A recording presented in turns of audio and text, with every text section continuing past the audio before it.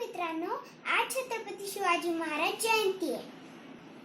छत्रपती शिवाजी महाराजचा जन्म 19 फेब्रुवारी 1630 ला झाला होता. त्यांच्या आईचे नाव जिजाऊ, त्यांच्या वडिलांचे नाव शहाजीराजे. जिजाऊ त्यांना रामाच्या कृष्णाच्या गोष्टी सांगत होत्या. शिवबाला लहानपणीच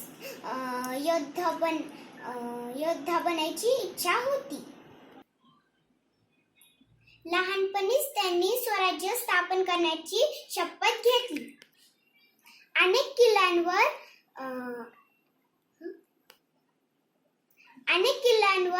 त्यांनी ताबा मिळवला आणि स्वराज्याला स्थापन केलं.